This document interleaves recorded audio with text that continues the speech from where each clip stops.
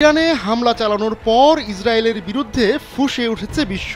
মুসলিম দেশগুলো ছাড়াও এই হামলার নিন্দা জানিয়েছে ইরানের মিত্র অন্য দেশগুলো। ইরানের নিজের পরমাণু অস্ত্র না থাকলেও এই অস্ত্রের অহংকারে তেহরানে হামলা চালায় ইসরায়েল। এরপরই পরিস্থিতি বেসামাল হওয়ার আগে মাঠে নামার হুঙ্কার দিয়েছে 4টি পরমাণু শক্তিধর দেশ।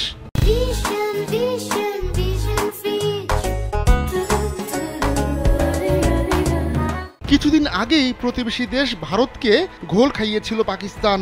মুসলিম এই দেশের সঙ্গে ইরানের সীমানা রয়েছে, আবার দুই দেশের মধ্যে সম্পর্ক বেশ জোরালো। বিশেষ করে ইসরায়েল প্রশ্নে দুই দেশের মধ্যে বন্ধুত্ব অনেক গভীর। এবার প্রতিবেশী দেশের বড় বিপদে পাশে দাঁড়িয়েছে পাকিস্তান।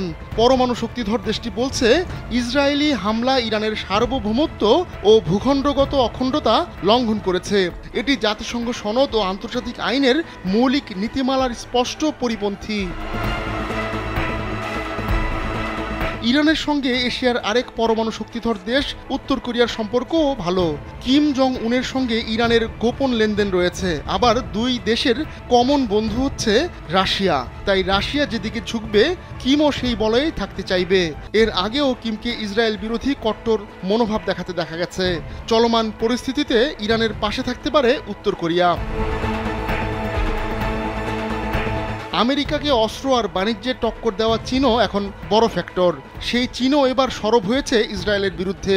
এমন হামলার তীব্র নিন্দা জানিয়েছে দেশটি। জাতিসংঘে চীনের দূত ফু কং ইরানের সার্বভৌমত্ব, নিরাপত্তা এবং অভ্যন্তরীণ অখণ্ডতা লঙ্ঘনের নিন্দা জানিয়েছেন। তার ভাষায় ইসরায়েল আরেকটা রেড লাইন অতিক্রম করেছে।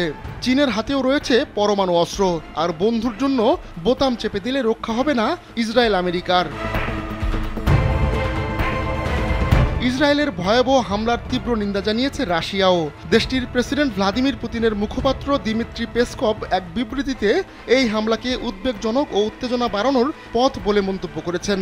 পরমাণু অস্ত্র নিয়ে বেশ কয়েক বছর ধরেই যুক্তরাষ্ট্রের সঙ্গে রাশিয়ার বনিবনা হচ্ছে না। তাই ইরানের ঘনিষ্ঠ মিত্র পুতিনকে চটালে তার পরিণতি ইসরায়েল আমেরিকার জন্য মোটেও সুখকর হবে না।